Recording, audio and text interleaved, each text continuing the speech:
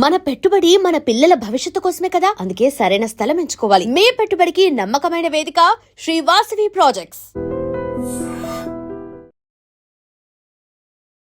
ఓం అస్మద్గురుభ్యో నమః. శ్రీమతే రామానుజాయ నమః. శ్రీకృష్ణ పరబ్రహ్మణే నమః. ఓం శ్రీ గోదారంగనాథాభ్యాం నమః. జై శ్రీమన్నారాయణ. జై శ్రీకృష్ణ. జై జై శ్రీకృష్ణ. ప్రియ భగవద్భక్త బంధువులారా, మనం ఎప్పటి నుంచో ఎదురు చూస్తున్నటువంటి, అంటే గత సంవత్సరం నుండి ఎదురు చూస్తున్నటువంటి ఒక 30 రోజుల పండుగ దినాలు మనకి రాబోతున్నాయి రేపటి నుంచి. ఏమిటా పండుగ? 30 రోజుల పండుగ. 1 రోజు, 2 రోజులు, 5 రోజులు పండుగలు ఉంటాయి. నవరాత్రి అంటే 9 రోజులు ఉంటాయి. మరి 30 రోజుల పండుగ ఏమిటి అంటే, గోదాదేవి కలియుగంలో మన కోసమని, అంటే ఈ మానవ జాతిని ఉద్ధరించడానికి తను అవతరించి ధర్మార్థ కామ మోక్షాలను ప్రసాదించేటువంటి ఒక ఉత్తమమైనటువంటి, సులభమైనటువంటి, అందరూ ఆచరించదగినటువంటి ఒక అద్భుతమైనటువంటి వ్రతాన్ని మనకి తాను ఆచరించి మనకు ఉపదేశించింది అమ్మ గోదాదేవి. దానికి తిరుప్పావై అని పేరు. తిరుప్పావై అంటే మంగళకరమైనటువంటి వ్రతము. ఏది మంగళకరం మానవుడికి? ఈ లోకంలో సుఖాలు సంపదలు పొందడమే కాదు. మంగళకరం అంటే భగవద్గీతలో శ్రీకృష్ణ భగవానుడు చెప్పినట్టుగా మళ్ళీ పునర్జన్మరాహిత్యమైనటువంటి మోక్షాన్ని, ముక్తిని పొందడమే జీవుడికి మంగళకరం అని పెద్దలందరూ భావిస్తారు, శిష్టులందరూ. అలాగా వేదాల సారాన్ని దివ్య ప్రబంధాలుగా మనకు అందించడానికి, వేదాలు చదివే అధికారము ఆ రోజుల్లో అందరికీ ఉండేది కాదు. ఎవరు చెప్పారు ఈ నియమాన్ని? వేదమే చెప్పింది. మరి దీన్నే బలపరుస్తూ శ్రీకృష్ణుడు మనకి ఇంకొక మాట చెప్తాడు భగవద్గీతలో, యత్ శాస్త్రం విధిం ఉత్సృజ్య వర్తతే కామకారతః న ససిద్ధిమవాప్నోతి న సుఖం న పరాంగతిం అంటారు. అంటే శాస్త్రంలో ఏదైతే చెప్పబడిందో, ఎవరు చేయాలని చెప్పబడిందో, ఎలా చేయాలని చెప్పబడిందో అలా చేసినప్పుడే ఆ ఆచరించిన వాడికి తత్ఫలితం లభిస్తుంది, తన శ్రమకు ఫలితం లభిస్తుంది, తను ఆశించిన దానికి, కోరిన దానికి ఫలితం లభిస్తుంది. అంతేకాని నా ఇష్టం వచ్చినట్టు చేస్తాను, వేదం నేనెందుకు చదవకూడదు అంటే దానికి సమాధానం మానవులుగా మనం చెప్పలేం. కానీ ముందే చెప్పబడింది, మీరు చదివినా కూడా ఫలితం ఉండదు అని. ఫలితం లేనప్పుడు దానికోసం శ్రమించడం ఎందుకు? అందుకనే మనకి ఆళ్వార్లు భగవంతుడి యొక్క శంఖము, చక్రము, గద, తర్వాత విశ్వక్సేనులు, గరుత్మంతుడు, వీళ్ళ భగవంతుడి యొక్క పరివారం అంతా కూడా, నిత్యసూరిగణమంతా కూడా భూమి మీద ఆళ్వార్లుగా అవతరించి మనకి ఆ సంస్కృత వేదాన్ని దివ్య ప్రబంధంగా 4 వేదాల సారాన్ని 4000 పాసురాల్లో మనకు అందించారు. దానిని నాలాయిర దివ్య ప్రబంధం అంటారు. ప్రబంధం అంటే గొప్ప కావ్యం. అదేం కావ్యము? ఏదో లౌకికమైనటువంటి ఒక నాటకం లాంటిది కాదు. భగవంతుడి గురించి తెలిపేది, జీవుడికి భగవంతుడికి మధ్య ఉన్న సంబంధాన్ని తెలిపేది, మరి ఆ భగవంతుని నుండి ఈ జీవుడు ఎందుకు విడిపడ్డాడు అని తెలిపేది, అలా విడిపోయినటువంటి ఈ జీవాత్ముడు మళ్ళీ పరమాత్మను ఎలా చేరాలి అని తెలిపేది. ఇదంతా తెలిపేది మనకి వేదంలోని ఉపనిషత్తుల భాగం. దాని సారంగానే, ఆ ఉపనిషత్తుల సారంగానే భగవద్గీతను చెప్తాడు మనకి శ్రీకృష్ణ భగవానుడు. అలాంటి దివ్యమైనటువంటి జ్ఞానాన్ని 12 ఆళ్వార్లు, అంటే 12 మంది ఆళ్వార్లు మనకు అందించారు. దాంట్లో గోదాదేవి, మిగతా 11 మంది పురుషులే. అందులో స్త్రీజాతి ఏం తక్కువ చేసింది అన్నట్టుగా గోదాదేవి కూడా తాను భూమి మీద అవతరించి తాను కొన్ని పాసురాలను మనకి అందించింది. అమ్మవారు చెప్పిన ప్రబంధాలు ఉన్నప్పటికీ దాంట్లో తిరుప్పావై అనేటువంటి ప్రబంధం చాలా గొప్పది. తర్వాత మనకి వారణామాయిరం అనేటువంటి ఒక గొప్ప ప్రబంధాన్ని కూడా చెప్పింది అమ్మవారు. అందులోకి ఈ తిరుప్పావై అనేది చాలా గొప్పగా భాసిల్లుతుంది. శిష్టాచార్యులందరి చేత ఆచరింపబడుతుంది, కొనియాడబడుతుంది. మరి ఈ తిరుప్పావై వల్ల మనకేం లాభం, మనం ఎందుకు ఆచరించాలి అనేటువంటి సందేహం అందరికీ కలుగుతుంది. మానవ జన్మ ఎత్తిన ప్రతి ఒక్కరికి ఈ లోకంలో ఎలా ఉన్నా సరే, ఏమి సుఖాలు సంపదలు అనుభవించినా అనుభవించకపోయినా సరే, ఇక్కడ ఏది జరగాలన్నా మన ప్రారబ్ధ కర్మను అనుసరించి జరుగుతుంది. మనం అనుకుంటే కాదు, మనం వద్దంటే ఆగదు. అలా మన ప్రారబ్ధాన్ని గడిపిన తర్వాత మళ్ళీ పునర్జన్మ లేకుండా మోక్షాన్ని పొందాలి అని శాస్త్రం చెప్తుంది. దానికి ప్రధానంగా ధర్మంగా నడుచుకోవాలి. ధర్మ అర్థ కామ మోక్షాలు అని మనకు ఒక వరుస క్రమంలో చెప్పబడింది. అంటే ధర్మ అర్థ కామ మోక్షాలు, అర్థము కామము మోక్షము, ఏది కావాలన్నా ధర్మం మొట్టమొదటిగా ఉండేది. ధర్మం అనేటువంటి మెట్టు. ఈ ధర్మాన్ని ముందుంచుకొని చేసేటువంటి అర్ధకామాలు మనకు మోక్షాన్ని సంపాదించి పెడతాయి. కాబట్టి ధర్మము మోక్షము అనేవి ప్రధానంగా తీసుకుంటే, ఈ మధ్యలో మనకు భౌతికంగా ఈ లోకంలో జీవించడానికి కొన్ని సుఖాల సంపదలు అవసరం కాబట్టి, అర్ధకామాలు అవసరం కాబట్టి, ఆ అర్ధకామాలను ధర్మంగా నిర్వర్తించేవాడికి మోక్షం ప్రాప్తిస్తుంది అని పెద్దల ఉవాచ శాస్త్రం చెప్పింది. అలా భగవద్గీతలో కృష్ణుడు చెప్పినప్పటికీ కూడా అది జ్ఞానులకు మాత్రమే అవగతమవుతుంది, తెలుస్తుంది, తెలుసుకుంటారు. మరి సామాన్యులందరికీ కష్టం కదా అని సంస్కృత పరిచయం లేని వాళ్ళకి భగవద్గీత అర్థం కాదు. ఆ భగవద్గీతను కూడా ఎవరికి తోచినటువంటి సంస్కృతంలో ఒక పదానికి అనేక అర్థాలు ఉంటాయి. భావార్థము, శబ్దార్థము, రూఢార్థము, ధ్వని అర్థము అని ఇలా అనేక అర్థాలు ఉంటాయి. కాబట్టి వాళ్ళు రచించేటువంటి ఆ గ్రంథానికి అనుకూలంగా ఆ అర్థాన్ని ప్రకరణ అర్థం అంటారు. ఆ ప్రకరణానుసారంగా అర్థాన్ని తీసుకొని చెప్తారు. అలా ఇంత కన్ఫ్యూజన్ లేకుండా, ఇంత ఇబ్బంది లేకుండా సులభంగా తను వేదాంత సారాన్నంతా కూడా 30 పాసురాల్లో గోదాదేవి మనకు అందించింది. పాసురము అంటే తెలుగులో పద్యము అంటాం, అదే సంస్కృతంలో శ్లోకం అంటాం, అదే దివ్య ప్రబంధం అంటే తమిళంలో పాసురములు అంటారు. అంతే, పాసురం అంటే ఇంకేందో కాదు, భగవంతుణ్ణి స్తుతించేటువంటి ఒక పద్యము, ఒక శ్లోకము. ఈ 30 పాసురాలు గోదాదేవి రోజొక పాట చొప్పున పాడి భగవంతుణ్ణి మనం ఎలా ఆశ్రయించాలి, అసలు మనకి ధర్మార్థ కామ మోక్షాలు లభించాలంటే ఎవరిని ఆశ్రయించాలి, మనకి 30 దేవతలు, రకరకాల దేవతల్ని ఎవరి అభిరుచి అనుసారం, ఎవరి అభిమానంగా, ఎవరి ఇష్టంగా, లేదా ఎవరి పరంపరగా వచ్చేటువంటి ఆ సంప్రదాయబద్ధంగా వాళ్ళు ఆరాధిస్తూ వస్తున్నారు. కానీ మరి ఈ అందరి దేవతారాధన, 30 దేవతారాధన మోక్షాన్ని ఇస్తుందా అంటే చెప్పలేం, సందేహం ఏమిటి, భగవంతుడే చెప్పాడు, ఇంకెవరి వల్ల కాదు, మాముపేత్యది పునర్జన్మ, మాముపేత్యతి అన్నాడు. అంటే నన్నెవరైతే ఉపాసిస్తారో, ఆశ్రయిస్తారో వాళ్ళకు మాత్రమే మోక్షము అని నిష్కర్షగా భగవంతుడు చెప్పిన తర్వాత కూడా ఇంకా మన ఇష్టానికి వదిలేస్తాడు. నేను చెప్పాల్సిందంతా చెప్పానయ్యా, తర్వాత నీ ఇష్టం అంటాడు అర్జునుడితో కూడా. ఎవరైనా సరే ఈ మార్గము ఇక్కడికి తీసుకువెళ్తుంది అని మనకు చెప్తారు, ఈ ఆరాధన లేదా ఈ ఉపాసన లేదా ఈ మంత్రము మీకు ఫలసిద్ధిని ఇస్తుందని చెప్తారు. అంతేకాని నువ్వు ఇదే చేయాలి అని ఎవరు నిర్బంధించడానికి వీలు లేదు. అది కూడా మన కర్మానుసారమే, మన ప్రారబ్ధ కర్మను బట్టి నడుచుకుంటుంది.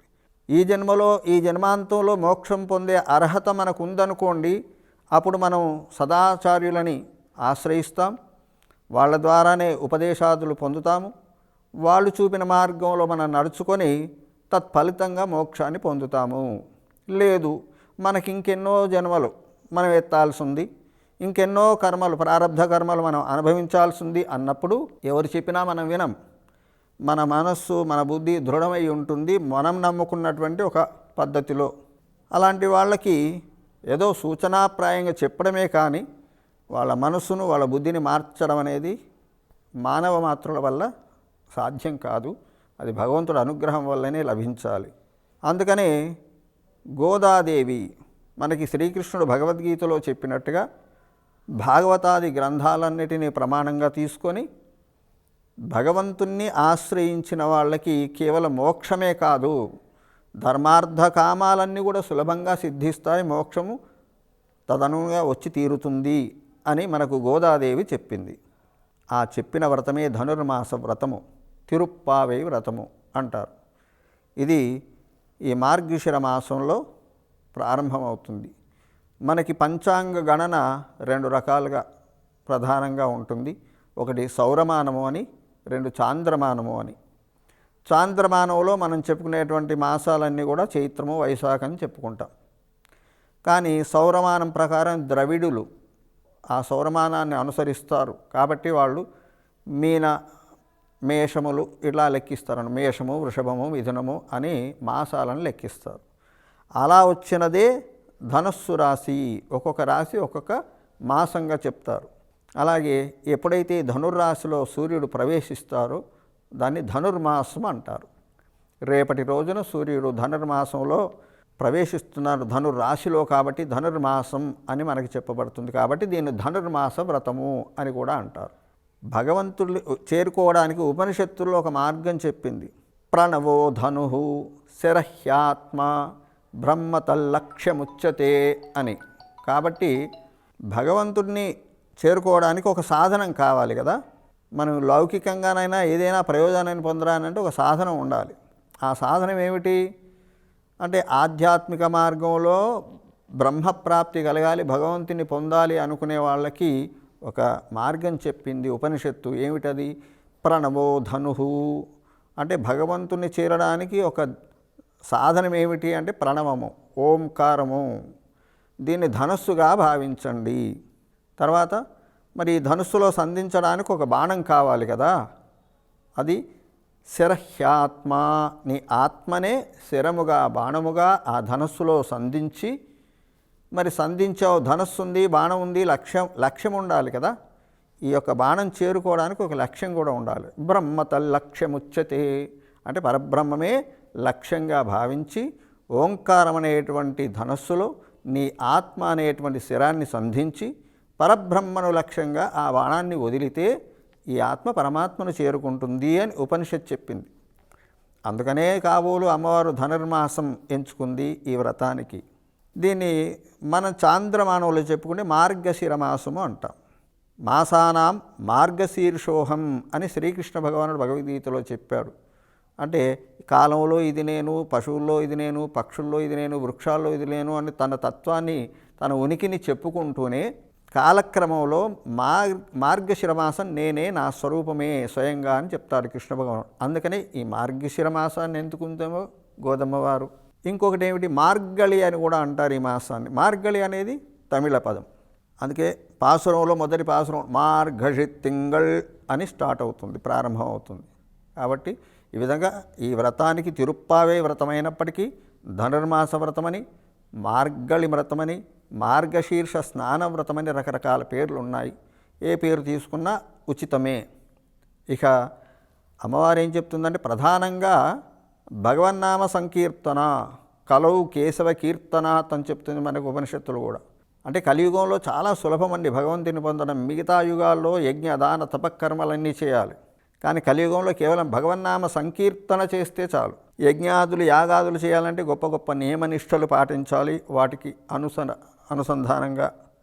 కానీ నామ సంకీర్తనకు ఎలాంటి నియమం కూడా లేదు, సులభం. మీరు ఎక్కడ ఉంటే అక్కడ కూర్చున్నా, నిలబడ్డా, తిరుగుతున్నా, మీరు వంట చేస్తున్నా, ఎనీ టైం, ఈ సమయము ఆ సమయం లేదు, ఎప్పుడైనా సరే భగవన్నామ సంకీర్తన చేయవచ్చు. కాబట్టి కలియుగంలో మానవులు తరించడానికి సులభమైన మార్గం అన్నీ లభిస్తుంది. ఒక మోక్షమే కాదు, నామ సంకీర్తన వల్ల ఔషధే చింతయేద్విష్ణు భోజనే చ జనార్దనం అని మనకు ఒక 16 మంత్రాలు చెప్పింది శాస్త్రం. ఏ సమయంలో ఏ మంత్రాన్ని మనం ఉచ్చరిస్తే ఎలాంటి ఫలితం లభిస్తుంది? ఔషధే చింతయేద్విష్ణు. ఇదొక్కటి తీసుకుందాం. ఈ రోజుల్లో ప్రతి ఒక్కరూ ఏదో ఒక ఔషధాన్ని సేవిస్తున్నారు. ఔషధం అంటే అది కెమికల్ అయినా ఏదైనా సరే భౌతిక పదార్థమే, పాంచభౌతికమైనటువంటివి పరమాత్మ స్వరూపాలే, భగవంతుడి ప్రకృతిలోనికి చేరినవే, భగవంతుడి కంటే వేరే కాదు. అయినప్పటికీ కూడా దాంట్లో ఉన్నటువంటి ఆ విష ప్రభావం మనకి చేరకుండా ఆ ఔషధం చక్కగా పనిచేయడానికి విష్ణు నామస్మరణ చేయమంటుంది. ఔషధే చింతయేద్ విష్ణు. ఓం శ్రీ మహావిష్ణువే నమః అనుకుంటా మాత్రం మందో వేసుకోండి, దాని సత్ఫలితాలు మనకు లభిస్తాయి, దుష్ఫలితాలు మనకు చేరకుండా ఉంటాయి. ఇలా అద్భుతమైనటువంటి మంత్రాలను మనకి చెప్పింది. విష్ణు షోడశ నామ స్తోత్రం అంటారు దీన్ని, 16 నామాలు. అలాగే గోదాదేవి కూడా ఈ తిరుప్పావైలో ముఖ్యంగా భగవన్నామ సంకీర్తన గురించే చెప్పింది. ఈ భగవన్నామ సంకీర్తన ఎలా ఉండాలి అంటే మంచి పదార్థం ఏదైనా లభించింది, మనం ఏ తిరుపతి తిరుమలకు వెళ్ళాము లేదా యాదగిరి క్షేత్రానికి వెళ్ళి ఒక ప్రసాదం తెచ్చాం, మన ఒక్కరమే తినం కదా, మన అనుకునే వాళ్ళందరికీ మన సన్నిహితులందరికీ కూడా ఇది ప్రసాదం అని పంచిపెడతాం. ఎందుకు? భగవద్ అనుగ్రహం అందరికీ కలగాలనేటువంటి మన మంచి మనస్సుకు అదొక ఉదాహరణ. అలాగే గోదాదేవి కూడా తానొక్కతే, అసలు అమ్మవారు వైకుంఠం నుండి వచ్చింది, తను భగవంతుని పొందడం ఏమిటి? విడ్డూరం కదా? కాదు, మన కోసం, మనకు ఈ మార్గంలో మీరు ప్రయాణిస్తే భగవంతుని సులభంగా పొందొచ్చు అని తెలపడానికి తను భూమి మీద అవతరించింది గోదాదేవిలాగా. విష్ణు చిత్తులు అనేటువంటి ఒక ఆళ్వార్లు తమిళంలో అక్కడ శ్రీవిల్లిపుత్తూర్ అనేటువంటి ఒక గ్రామంలో అక్కడ వటపత్ర సాయి పెరుమాళ్ళు ఉన్నారు. ఆ స్వామి సన్నిధిలో మాలా కైంకర్యం చేస్తూ ఉంటారు వీరు. అంటే తులసి పుష్పాలను చక్కగా పెంచి, అదే పని వీరికి ఇంకేం లేదు, సంసారం కానీ వ్యాపారం కానీ ఉద్యోగం లేదు, భగవంతుడి సేవే నిరంతరం. ఆ తులసి ఆ తోటకు చక్కగా త్రవడం పెట్టుకోవడం, శుభ్రం చేసుకోవడం, చక్కగా తులసి పుష్పాలు పూచేలా వాటిని సంరక్షిస్తూ ఆ మంచిగా విరిసినటువంటి పువ్వులను తులసిని ఏరి మాలగా కూర్చి అక్కడున్న భగవంతుడికి సమర్పించేవారు. ఇదే వారి దినచర్య. అలా ఉత్తమంగా ఈయన గరత్మంతుడి యొక్క అంశ చేత అవతరించారు. గరుడాళ్వాన్ అంటారు విష్ణు చిత్తుల వారు. ఇంతకంటే గొప్ప భక్తుడు లేడు నేను అవతరించడానికి అని చెప్పి గోదాదేవి వారినే ఎంచుకొని వారి తులసి వనంలో వారికి ఒకరోజు ఆ తులసి కోయడానికి వెళ్ళినప్పుడు లభించింది గోదాదేవి. మాలాకారుడు మాలలు కట్టి సమర్పిస్తారు. అలాంటి మాలలు కట్టే తులసి వనంలో దొరికింది కాబట్టి కోదై అని పేరు పెట్టారు. కోదై అంటే మాల అని. రాను రాను గోదాగా మారిపోయింది ఆ పదం తెలుగులోకి వచ్చేసరికి. ఆ గోదాదేవి విష్ణు చిత్తుల వారింట్లో అల్లారు ముద్దుగా పెరుగుతుంది. 8 సంవత్సరాల ప్రాయం, అష్టవర్షాత్ భవేత్ కన్యా అంటారు. అంటే పూర్వకాలంలో, ప్రాచీన కాలంలో 8-9 సంవత్సరాలకు వచ్చేసరికి వివాహం జరిపించేవారు అమ్మాయిలకి. అందుకని ఈ రోజుల్లో ఉన్నటువంటి సమస్యలన్నీ లేవు, హాయిగా ఉండేవాళ్ళు తల్లి తండ్రి. ఆ పసితనంలో వాళ్ళకి ఎలాంటి దురాలోచనలు ఉండవు, ఎలాంటి దుష్ప్రభావాలు వాళ్ళ మీద పడవు. నిష్కల్మషమైనటువంటి నిర్మలమైనటువంటి మనస్సు వాళ్ళది కాబట్టి తల్లి తండ్రి ఎవరిని చూపిస్తే వాళ్ళని వివాహం చేసుకునేవాళ్ళు, హాయిగా జీవితం గడిచిపోయేది. అది మర్చిపోయాం కాబట్టి ఇప్పుడు ఎన్ని ఇబ్బందులు పడుతున్నాం, పిల్లలైనా అమ్మాయిలైనా తల్లి అయినా తండ్రి అయినా. కాబట్టి పెద్దల మాట సద్దిమూట అన్నారు. ఎప్పుడైతే దాన్ని మనం విడిచిపెడతామో, ఆ మార్గం నుండి తప్పుతామో, అప్పుడు రకరకాల ఇబ్బందులు ఎదురవుతాయి. ఎప్పుడైనా రాచబాటలో ప్రయాణించే వాళ్ళకి ఇబ్బందులు ఉండవు. ఏదో పిల్ల మార్గంలో అడ్డదారిలో పోవాలనుకునే వాళ్ళకి అడ్డంకులు వస్తాయి. అలా మనకి గోదాదేవి చరిత్ర ఏం తెలుపుతుందంటే, కలియుగంలో భగవంతుడు అవతారాలు లేవు, విగ్రహ రూపంలోనే ఉంటాడు. మనం కృతయుగంలో తీసుకుంటే హయగ్రీవుడు, నృసింహస్వామి, మత్స్యకూర్మద అవతారాలు ఎన్నో ఉన్నాయి. అలాగే త్రేతాయుగానికి వచ్చేవరకు శ్రీరామచంద్రస్వామి అవతరించారు. ద్వాపరయుగంలో శ్రీకృష్ణ భగవానుడు ఉన్నాడు. కానీ ఈ కలియుగంలో ఎవరున్నారు మనకి అంటే, విగ్రహ రూపంలో ఉంటాను కలియుగంలో అని మనకి ఆగమ శాస్త్రంలో భగవంతుడు చెప్పాడు.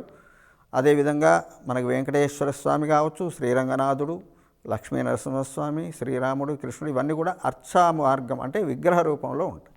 చాలామందికి ఒక సందేహం కలుగుతుంది, ఒక విగ్రహ రూపంలో ఉన్న భగవంతుడు మన కోరికలను తీరుస్తాడా, అది సాధ్యమవుతుందా, అది మనమే చెక్కినటువంటి శిల్పం కదా.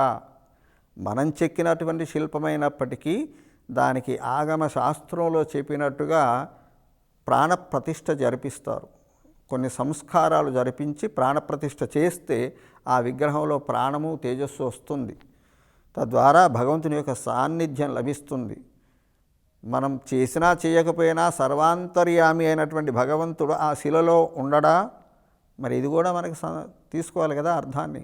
సర్వాంతర్యామి అన్నప్పుడు ఆ శిలలో కూడా ఉంటాడు, అది విగ్రహం కాకపోయినా సరే. అందుకనే మనం పల్లెటూరులోకి పోతే ఒక గ్రామదేవతగా చిన్న రాయిని పెట్టేస్తారు, వాళ్ళు పూజ చేస్తారు. అందులో ఉన్నాడు భగవంతుడు. యద్భావం తద్భవతి.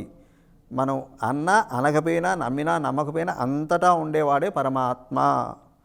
అంతః బహిశ్చ తత్సర్వం దృశ్యతే శ్రూయతోపివా అంటారు. అంటే కనబడేటువంటి దృశ్యాల్లో, వినబడేటువంటి శబ్దాలు అన్నింటిలో భగవంతుడు సర్వకాల సర్వావస్థల్లో అంతర్యామిగా ఉంటాడు. కాబట్టి ఏ వస్తువులో భగవంతుడు ఉంటే ఆ వస్తువుకు ఉనికి లభిస్తుంది, ఉంటుంది, ఆ వస్తువు నిలిచి ఉంటుంది, లేదంటే ఆ వస్తువు నిలిచి ఉండదు.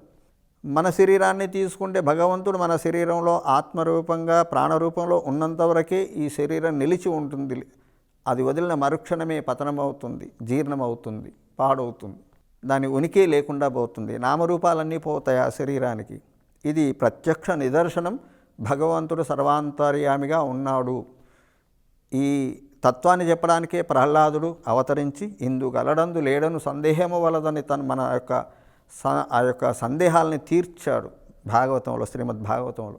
అదే ప్రహ్లాదుడు ఇందుగలడందు లేడని సందేహము వలదు అని చెప్పిన విషయాన్ని మళ్ళీ ఇంకొకసారి మనకు గుర్తు చేయడానికి, కాస్త గట్టిగా మందలించి చెప్పడానికి, నిరూపించడానికి గోదాదేవి అర్చామూర్తినే తన యొక్క ఉపాస్య దైవంగా ఎంచుకుంది. పాపం 8 సంవత్సరాల వయసు అమ్మాయికి రాగానే ఈయన బాధపడుతున్నాడు, నేను ఒక చిన్న సామాన్యుణ్ణి, మాలాకారుణ్ణి, మరి భగవదంశగా ఈ అమ్మాయి లభించింది, ఈమెకు తగిన వరుణ్ణి నేను ఎక్కడి నుండి వెతికి తీసుకురావాలనేటువంటి బాధపడుతున్న సమయంలో ఒక లీల చూపించాడు భగవంతుడు. ఈయన రోజు చక్కగా భగవంతుడి కోసం అందంగా ఏర్చి కూర్చినటువంటి మాలలన్నీ ఒక బుట్టలో పెట్టి ఉంచేవాడు. ఈయన స్నానం సంధ్యా అనుష్ఠానానికి వెళ్ళే సమయంలో గోదాదేవి ఆ మాలలు తను ధరించేది, భగవంతుడి కోసం చేసినటువంటి మాలలు. పసిపిల్ల కదా, తనకి తెలియదు. ఇంకొకటి ఏమిటి, ఆ అమ్మాయికి ఆమె భగవదంశ సంభూతురాలు కాబట్టి, అవతారమూర్తి కాబట్టి, జన్మతఃనే భగవంతుని తప్ప, శ్రీకృష్ణుని తప్ప నేను ఇతరులను వివాహం చేసుకోను అని నిశ్చయించుకుంది తన తండ్రి చెప్పినటువంటి భగవద్లీల యొక్క మహిమ వల్ల. ఆ లీలలంటూ విని పెరిగింది. భారతం, భాగవతం, రామాయణం అంటూ అన్నీ వింటూ పెరిగింది కాబట్టి ఆ మూర్తినే తన మనసులో ముద్రించుకుంది. ఇంత అద్భుతమైనటువంటి ఆ శ్రీకృష్ణ పరమాత్మని తప్ప నేను ఇతరులను మానవ మాత్రులను ఎవరిని వివాహం చేసుకోను అని నిశ్చయించుకుంది. కానీ ఈ మాట తండ్రికి ఎలా చెబుతుంది? భయం కదా, భయము భక్తి ఉండేది పూర్వకాలంలో, గౌరవం ఉండేది, తండ్రికి ఎదురుగా మాట్లాడేవాళ్ళు కాదు. కాబట్టి తను ఏం చేస్తుంది, ఆ మాలలు మెడలో వేసుకొని అద్దంలో చూసుకుంటూ ఉండేదట, మురిసిపోయేది. నేను అందంగా ఉన్నానా, ఆ శ్రీకృష్ణుడికి నచ్చుతానా, ఆయన నన్ను పరిగ్రహిస్తాడా, స్వీకరిస్తాడా అని చెప్పి రోజు మురిసిపోయి మళ్ళీ ఆ మాలలు ఎప్పటిలాగే ఆ బుట్టలో పెట్టి ఉంచేది. పాపం తండ్రికి ఈ విషయం తెలియదు. మళ్ళీ ఆ మాలల్ని పట్టుకొని భగవంతుడికి సమర్పిస్తూ ఉండేవాడు. ఒకరోజు అమ్మాయి మాలలు ధరించి మళ్ళీ బుట్టలో పెట్టడం చూశాడు ఈయన తండ్రి విష్ణుచిత్తుల వారు. అయ్యయ్యో ఎంత అపచారము, భగవంతుడి కోసం తయారు చేసినటువంటి సిద్ధం చేసినటువంటి మాలలు కదా, మరి మనం ధరించి భగవంతుడికి సమర్పించకూడదు, భగవంతుడికి ధరింపజేసినవి మనం శేషమాలకు సమర్పించవచ్చు, అది మంచిది అని చెప్పి ఆ మాలల్ని పక్కన పెట్టి మళ్ళీ తులసి పువ్వులు తెచ్చి మళ్ళీ మంచిగా మాలను కొత్తగా అల్లి తీసుకుపోయి భగవంతుడికి సమర్పిస్తాడు. భగవంతుడు కూడా మరి గోదాదేవి తనను ప్రేమించే వాళ్ళను తాను కూడా ప్రేమిస్తారు కదా. యోమామేవ స్మరన్నిత్యం త్వామహం సంస్మరామిచ అంటాడు భగవంతుడు. ఎవరైతే నన్ను స్మరిస్తుంటారో నేను వాళ్ళను స్మరిస్తూనే ఉంటాను. మనం భగవంతుడిని స్మరించడం చిన్న విషయం, కానీ భగవంతుడు మనల్ని స్మరించడం చాలా గొప్ప విషయం. అందుకనే ఎప్పుడూ భగవంతుని స్మృతి మనలో కలుగుతూ ఉండాలి, ఏ పని చేస్తున్నా ఎక్కడున్నా. అందుకే పూర్వకాలంలో కూర్చున్నా లేచున్నా రామ కృష్ణ అనుకుంటూ ఉండేవాడు. నారాయణ అది ఊత పదం, అలా అలవాటు చేసుకోవాలి మనం కూడా. అప్పుడు అదే రోజు రంగనాథస్వామి కలలో కనిపించి విష్ణుచిత్తుల వారికి, ఏమయ్యా రోజు తెచ్చే మాలలు తేలేదేమిటి నాకు అన్నారు. అయ్యా రోజు తెచ్చేవి తెస్తున్నాను కదా, అదే తోట, అదే వనము, అవే పూలు తులసి, అల్లేది నేనే, ఇంకా మార్పే ఉంది అంటే లేదు ఈరోజు మీ కూతురు గోదాదేవి ధరించింది అన్నటువంటి కారణం చేత వాటిని పక్కన పెట్టేసావు కదా, ఆ మాలలే నాకు చాలా ఇష్టం, అవంటేనే నాకు చాలా ఇష్టము, కాబట్టి నాకు అవి సమర్పించు రేపటి నుంచి అంటే అప్పుడు అర్థమైపోయింది, ఓహో ఈ అమ్మాయి కోసం ఇంకా నేను ఎక్కడనో వరుణ్ణి వెతకాల్సిన పని లేదు, ఆ స్వామి కూడా ఈమెను వరిస్తున్నాడు అని చెప్పి అనుకుంది. సరే, అదే ప్రకారంగా ఆ గోదాదేవి సమర్పించినటువంటి మాలల్ని స్వామికి సమర్పించేవారు. ఈరోజు కూడా వివాహం కాని వాళ్ళు ఎవరైతే ఉంటారో వారు ఈ ధనుర్మాసం అంతా కూడా గోదాదేవికి మాలలు సమర్పించి, తులసి కానీ పుష్పాలు కానీ మీకు ఏది అందుబాటులో ఉంటే అది, ఆరాధనంత అయిపోయిన తర్వాత ఆ మాలను తీసి కృష్ణుడికి సమర్పించాలి. అలా చేయడం వల్ల వివాహం సిద్ధిస్తుంది, వివాహయోగం అని మనకి ఒక సంప్రదాయంగా వస్తుంది. ఎంతోమంది చేసి ఆ సత్ఫలితాలు పొందాలి. ఇది ఒక మంచి రెమెడీ వివాహం జరగని వాళ్ళకి. కాబట్టి ఆ గోదాదేవి అలా చేస్తుంది. ఒకానొక సమయంలో మరి భగవంతుడు ఎంతకు లభించాడు? మనం సాధన ఉండాలి కదా, ఏదో ఒక ప్రయత్నం చేస్తే తప్ప ఏది లభించదు కలియుగంలో. అలాగా స్వామిని చేరుకోవడానికి ఏం మార్గం ఉందని గోదాదేవి తండ్రిని అడిగితే తండ్రి చెప్తాడు, అమ్మ పూర్వం మహాభారత కాలంలో ద్వాపరయుగంలో ఇలాగే శ్రీకృష్ణుడికి దూరమైనటువంటి ఆ గోపికలంతా కూడా ఒక వ్రతాన్ని చేసి మార్గశీర్ష స్నాన వ్రతము, కాత్యాయని వ్రతం అని కూడా చెప్తారు, ఆ వ్రతాన్ని చేసి భగవంతుని పొందారమ్మా, నువ్వు కూడా ఆ వ్రతాన్ని చెయ్యి, భగవంతుడు నీకు లభిస్తాడు అని చెప్పడం వల్ల గోదాదేవి ఈ మార్గశిర మాసాన్ని ఎంచుకొని తండ్రి చెప్పిన విధంగా ఆ భగవంతుణ్ణి ఆరాధించింది. 30 రోజులు భోగి రోజు ఆ శ్రీరంగనాథుణ్ణి కళ్యాణం చేసుకొని ఆ స్వామిలో లీనమైపోయింది. ఇది తిరుప్పావై వ్రతం యొక్క గొప్పతనం. అంటే మనం ఆరాధించే, మనం ప్రతిష్ఠించుకున్నటువంటి ఆ శిలామూర్తి కూడా, ఆ విగ్రహం కూడా మనకి ఫలితాన్ని ఇస్తుంది, మన మాట వింటుంది, మన కష్టాన్ని అర్థం చేసుకుంటుంది, మన భావానికి స్పందిస్తుంది అని ఇవన్నీ తెలపడానికి గోదాదేవి ఈ వ్రతాన్ని మన కోసం ఆచరించి చూపించింది. అమ్మ చెప్పినటువంటి మార్గంలో నడుద్దాం. రోజుకు ఒక పాసురం చొప్పున అమ్మ చెప్పిన 30 పాసురాలను అమ్మవారి సన్నిధిలో మనం ఒకసారి అనుసంధించుకొని, అంటే అమ్మవారికి చదివి వినిపించి స్వామి దగ్గర. ఈ వ్రతానికి ముఖ్యమైనవి ఒకటే, ఏ వ్రతానికైనా కూడా మీరు ఏ పూజ చేసినా కూడా సత్యనారాయణ వ్రతమే చేస్తారనుకోండి, ఆ రోజు శుచిగా ఉండాలి, ముందు రోజు నుంచి బ్రహ్మచర్యం పాటించాలి, నేల మీద పడుకోవాలి, శుచిగా ఇవన్నీ ఉంటాయి. ఏ పూజ చేయాలి, వ్రతాలు నోములు చేయాలంటే కొంతమంది మాంసాహారం స్వీకరించే వాళ్ళు ఉంటారు, కనీసం 3 రోజుల ముందు నుంచి అవి మానేయాలి. మీరు వ్రతం ఈరోజు చేస్తున్నామంటే 3 రోజుల ముందు నుండి మాంసాహారాలు లాంటివి తినకూడదు. ఎందుకు? మన శరీరానికి ఒక తత్వం ఉంది. మనం అలాంటి ఘనమైనటువంటి పదార్థాలు తీసుకున్నప్పుడు సైన్స్ ప్రకారం అవి అరగడానికి 72 గంటలు పడుతుందట. కాబట్టి 3 రోజుల సమయం వాటిని త్యజించాలి. మీరు ఏదైనా తీర్థయాత్రకి వెళ్తున్నా సరే 3 రోజుల ముందు నుంచే నియమాన్ని పాటించాలి. ఈ విధంగా మనకి శాస్త్రంలో చెప్పబడ్డది. ఇవేమి మనకు తెలియవు, కొన్ని ఆచరించం, కొన్ని మూఢనమ్మకాలుగా కొట్టేస్తాం. కాబట్టి మనం చేసే వాటికి సత్ఫలితాలు లభించట్లేదు, కారణం మనమే. కాబట్టి అమ్మ చెప్పిన మార్గంలో నడుద్దాం. తెల్లవారుజామున సూర్యోదయానికి ముందే నిద్ర లేవడం ప్రధానంగా. దీన్ని స్నానవ్రతం అంటారు, మార్గశీర్ష స్నానవ్రతం. కాబట్టి ఆ తెల్లవారుజామునే సూర్యోదయానికి ముందే నిద్రలేచి స్నానం చేసి దగ్గరున్నటువంటి ఒక వైష్ణవాలయానికి, వెంకటేశ్వరుడో రాముడో కృష్ణుడో ఆ ఆలయానికి వెళ్ళి స్వామి దగ్గర ఆ పాసురం అక్కడున్న అర్చక స్వాములే చదువుతారు. అవకాశం ఉంటే మనం కూడా వాళ్ళతో గొంతు కలిపి చదవచ్చు, లేదా వాళ్ళు చదివిన దాన్ని చక్కగా విని భగవంతుడికి నమస్కారం చేసుకొని అక్కడిచ్చేటువంటి మార్గలి ప్రసాదం, ఈ మార్గశిర మాసంలో ప్రత్యేకించి భగవంతుడికి ఒక ప్రసాదం కట్టు పొంగలి అంటారు. దాన్ని నైవేద్యం పెట్టిన తర్వాత ప్రసాదంగా మనకు అందిస్తారు, దాన్ని తీసుకొనే ఉండాలి.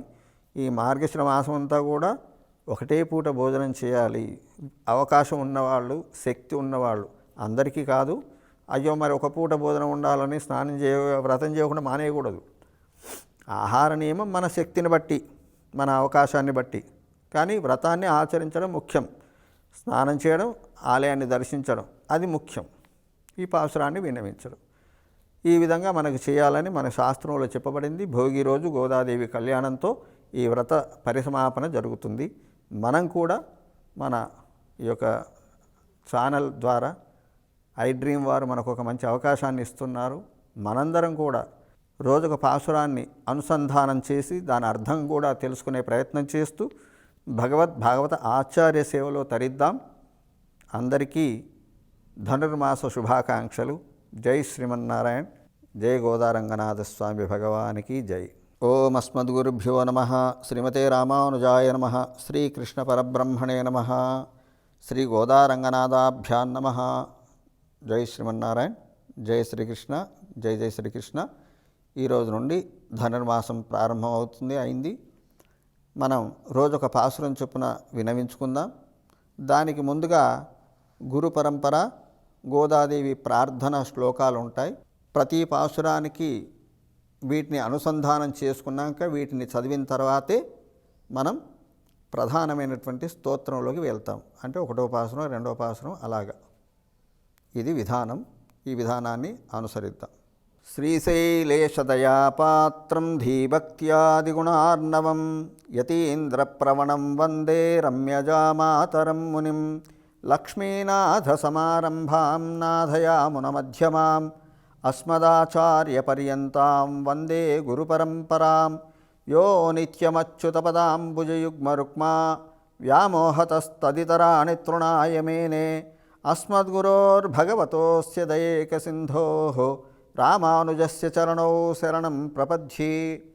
మాతాపితా యువతయస్థనయా విభూతిః సర్వం యదేవ నియమేన మదన్వయానాం ఆద్యస్య న కులపతిర్వహుళాభిరామం శ్రీమత్తదంఘ్రియుగళం ప్రణమామి మూర్ధ్నా. భూతం సరశ్చ మహదాహ్వయభట్టనాథ శ్రీభక్తిసారకులశేఖరయోగివాహాన్ భక్తాంఘ్రిరేణుపరకాలయతీంద్రమిశ్రాన్ శ్రీమత్పరాంకుశమునిం ప్రణతోస్మి నిత్యం. ఓం భగవన్నారాయణాభిమతానురూపస్వరూపరూపగుణవిభవైశ్వర్యశీలాద్యనవధికాతిశయ అసంఖ్యేయ కళ్యాణగుణగణాం పద్మవనాలయాం భగవతీం శ్రియందేవీం నిత్యానపాయినీం నిరవద్యాం దేవదేవ దివ్యమహిషీం అఖిలజగన్మాతరం అస్మన్మాతరం అశరణ్యశరణ్యాం అనన్యశరణః శరణమహం ప్రపద్యే. కర్కటే పూర్వఫల్గుణ్యాం తులసీకాననోద్భవాం పాండ్యే విశ్వంబరాం గోదాం వందే శ్రీరంగనాయకీ. నీళాతుంగస్థనగిరితటీ సుప్తముద్భోజ్య కృష్ణం పారార్థ్యం స్వం శృతిశతశిరసిద్ధమధ్యాపయంతి సోచ్ఛిష్టాయాం స్రజినిగళితం యాఫలాత్కృత్య భుంక్తే గోదా తస్యై నమ ఇదమిదం భూయ ఏవాస్తు భూయః. అన్నవయల్ పుదువై ఆండాళరంగర్కు పన్ను తిర్పావై పల్పదియం ఇన్నిషయాల్ பாடிக் கொடுத்தார் நல்பாமாலை பூமாலை சுடிக் கொடுத்தாடே சொல் சூடிக் கொடுத்த சுடற்கொடிய தொல்பாவை பாடி அருளவல்லவல்வலாய் நாடினி வேங்கடவர்க்கு என்ற விதியின் நிம்மாற்றம் నాంగళవా వన్నమే నలుహు. ఇది ప్రారంభ పాసురాలు. ప్రతి పాసురానికి ముందుగా ఇవి అనుసంధానం చేసుకొని పాసురాన్ని చదవాలి. మొదటి పాసురంలోకి వెళ్దాం. మార్గళి తింగళ్ మది நிறைந்த நன்னாளாள் நீராட போதுவீர் போதுமினோ நீர்ஷயீர் சீர் மல்குவாய்ப்பாடு சிறுவச்சிறுமீர்வாள் கூர்வேல் கொடுந்துசிலன் நந்தகோபன் குமரன் ஏரார்ந்த கன்னி யசோதைலம் சிங்கம் கார்மேனிச்சங்கன் கதிர்மதியம் போல் முகத்தான் நாராயணனே நமக்கே பறை தருவான் பாரோர் புகழப்படிந்தே లోరెంబావాయ్. ఇది తిరుప్పావైలోని మొదటి పాసురం. ఈ పాసురంలో అమ్మ మనకేం చెప్పిందో తెలుసుకుందాం. మార్గళి తింగళ్ మది నిరైంద నన్నాళాల్. ఏదైనా ఒక వ్రతము లేదా ఒక తపమో జపమో ప్రారంభించడానికి ముందుగా మనం ఒక మంచి ముహూర్తాన్ని చూసుకుంటాం, మంచి రోజుని ఎంచుకుంటాం. అలాగే గోదాదేవి ఎప్పుడైతే వ్రతం ఆచరించాలనుకుందో ఆ వ్రత ఫలసిద్ధికి సూచకంగానే ఒక మంచి సమయం ఆసన్నమైంది. అది మార్గశిర మాసం, భగవంతుడికి ఇష్టమైనటువంటి మాసం. ఇదే ఉచితమైన మాసం సమయం అనుకొని గోదాదేవి వ్రతాన్ని ప్రారంభించిందట. అదే చెప్తుంది అమ్మ గోదాదేవి ఏమని, మార్గళి తింగళ్ అంటే మాసం. ఈ మార్గళి మాసం వచ్చింది, చంద్రుడు చక్కగా వికసిస్తున్నాడు. మార్గశిర మాసంలో కూడా చంద్రకాంతి అద్భుతంగా ఉంటుందన్నమాట. చల్లని చంద్రుడు, చల్లటి కాలము, చంద్రుడు ఇంకా చల్లదనాన్ని ఇస్తుంటాడు. ఇలాంటి మాసం ఇది భక్తులకు ఒక పరీక్ష.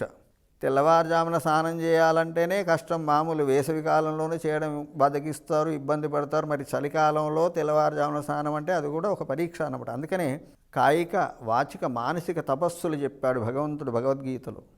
ఈ శరీరాన్ని క్లేశపెట్టడం, భగవంతుడి కోసం కాస్త వంచడం, ఇది శారీరకమైనటువంటి తపస్సు.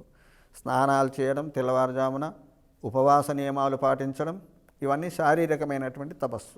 మనస్సు భగవంతుని యందు లగ్నం చేయడం, మానసికమైనటువంటి ధ్యానం చేయడం, ఇది మానసికమైనటువంటి తపస్సు. వాచిక తపస్సు అంటే వాక్ ద్వారా భగవంతుని యొక్క నామాన్ని కీర్తిస్తూ భజనలు చేయడం, శ్లోకాలు పారాయణాలు చేయడం, ఇదంతా కూడా వాచిక తపస్సు. ఈ మూడు మనకి ఈ వ్రతంలో కనిపిస్తాయి.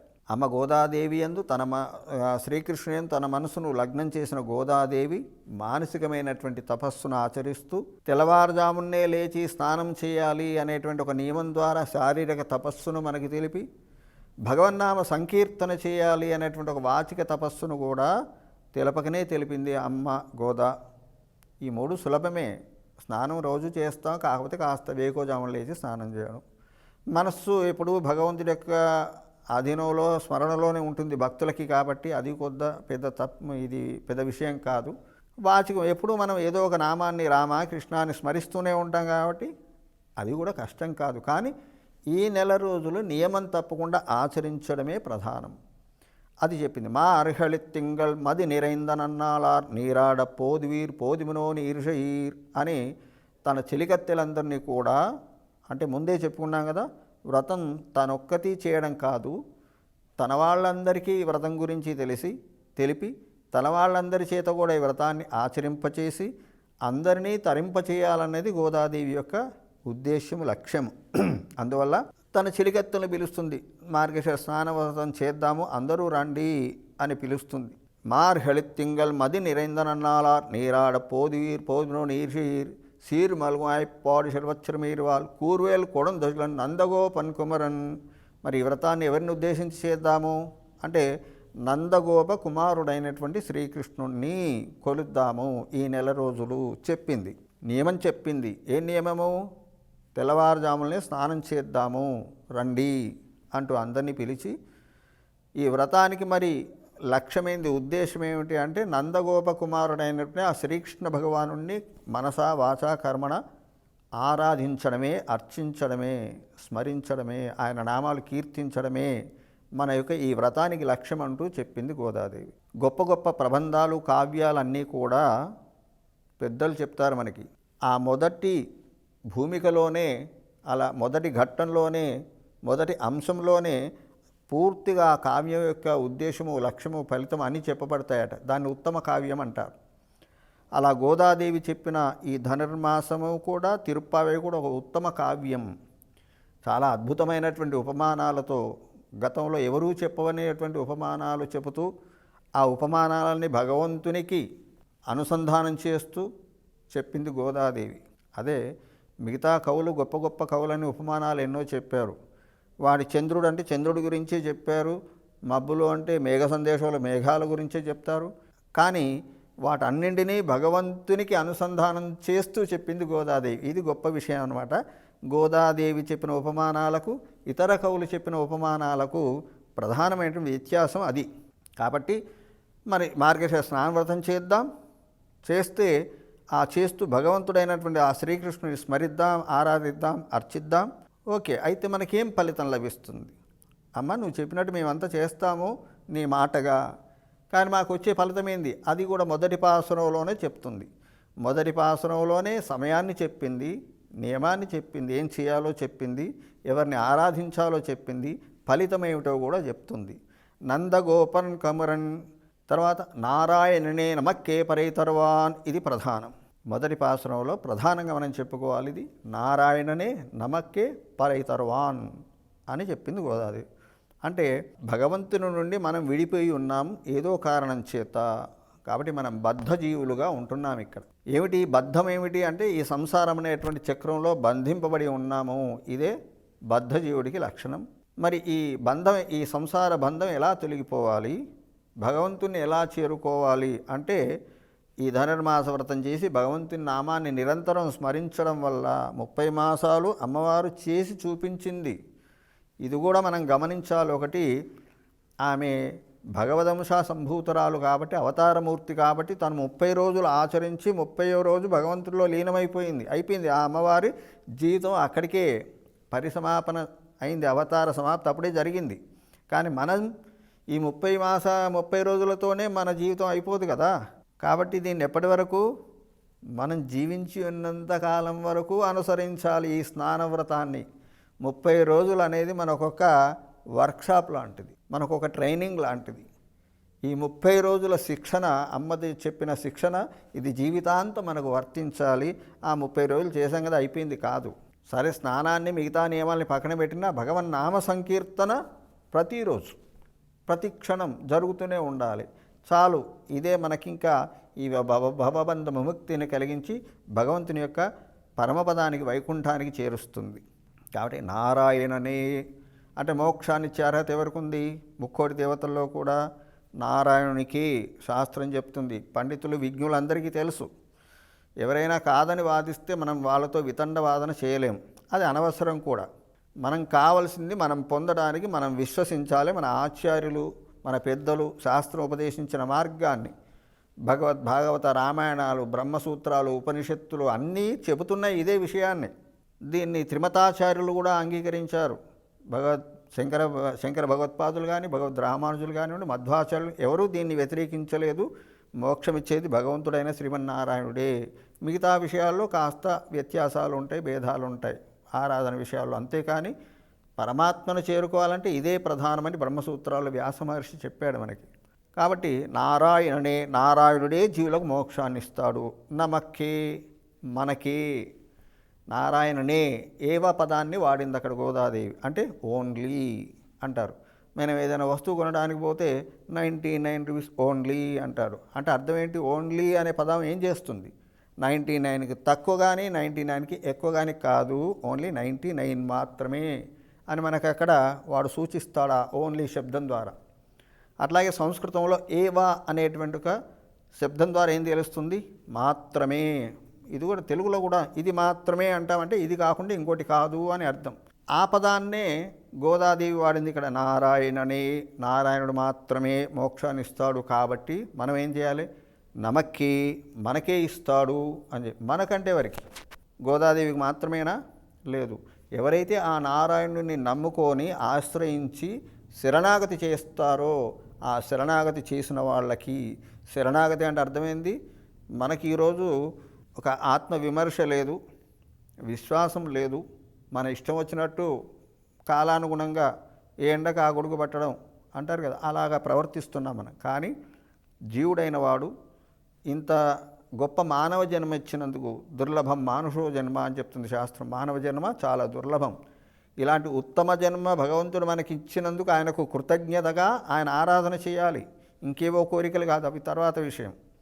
కానీ ఆ విశ్వాసం లేకుండా ఇతరులను ఆశ్రయిస్తున్నాం. ఇతరులను ఆశ్రయిస్తే ఏం ఫలితం లభిస్తుంది? భగవద్గీత చదవండి. ఇప్పుడు అదంతా చెప్తే అక్కడ సందర్భానుసారంగా ఉండదు. భగవద్గీతలో చెప్తాడు ఏప్యన్య దేవతా భక్త అనే శ్లోకంలో. కాబట్టి నారాయణుడే మనకి, ఆయన శరణాగతి చేసిన వాళ్ళకి పరైతర్వాన్ మోక్షాన్ని ఇస్తారు. పరై అంటే మోక్షం, పరబ్రహ్మలోకం. అమ్మవారి ఇక్కడ పరై అనే ఒక వాయిద్యాన్ని సూచిస్తూ చెప్తుంది. పరై అంటే ఒక తప్పెట లాంటి వాయిద్యం. పిల్లలు కాబట్టి ఏదో ఆడుకోవడానికి. ఇప్పుడు అందరికీ భగవంతుడు కేవలం మోక్షం ఇస్తాడంటే ఎవరు ఆశ్రయించరండి. మనకు కావలసినన్ని ఇస్తూ మోక్షం ఇస్తాడు అని చెప్తే అప్పుడు ఆశ్రయిస్తారు. అందుకే అర్చనకి వెళ్తే మనం ఏమి ఇచ్చినా ఇవ్వకపోయినా కానుకలు ధర్మ అర్థ కామ మోక్ష అన్ని సంకల్పం చెప్తారు అర్చకులు. చెప్పకపోతే ఆయనకేం రాదంటాం. కాబట్టి చెప్తారు వాళ్ళు. ఆ విధంగా మనకి ధర్మార్థ కామ మోక్షాలన్నింటినీ పుష్కలంగా అందించేటువంటి వ్రతం ఈ తిరుప్పాయ వ్రతం. కేవలం మోక్షమే కాదు, పాడి పంటలు, సంపద, ఆరోగ్యం, ఆయుష్ అన్నిటినీ ఇస్తుందన్నమాట. కాబట్టి ఇది మంగళకరమైనటువంటి వ్రతము. తిరుప్పావై పావనకరమైనటువంటి వ్రతము, పరబ్రహ్మను పొందించేటువంటి ఉత్తమమైన వ్రతము. కాబట్టి నారాయణనే నమక్కే పరై తర్వాన్ పారోర్ పుగషపడిందే లోరింబావాయ్. కాబట్టి మనం అందరం కూడా భక్తి శ్రద్ధలతో ఆ భగవంతుని ఆశ్రయిద్దాం, మోక్షాన్ని పొందుదాం అని చెప్పి మొదటి పాశురం ద్వారా గోదాదేవి మనకు తెలియజేసింది. జై శ్రీమన్నారాయణ, జయ శ్రీకృష్ణ, జై జై శ్రీకృష్ణ. ఓం శ్రీ గోదారంగనాథాభ్యాం నమః. And for more videos, Please subscribe to iDream. Please subscribe to iDream. Please subscribe iDream. And please subscribe to iDream. For more videos, subscribe to iDream. please like, share and subscribe to the channel. Congratulations, iDream. subscribe to iDream. Subscribe to iDream. So subscribe to iDream Media. iDream ki iDream team andarki huge congratulations. Please subscribe iDream Media. Please subscribe to iDream. Subscribe iDream. Please subscribe to iDream. iDream అంటే నా కళల ఛానల్ను subscribe చేసుకున్న నోరు తిరుగుతలేదు. మీరైతే గంట గుర్తు కొట్టండి. For more such videos, please subscribe to iDream. Subscribe to iDream. Please subscribe to iDream. Please subscribe iDream Media. Please do subscribe to iDream. Please subscribe to iDream Media. For best entertainment and information, please subscribe iDream. And don't forget to subscribe to iDream.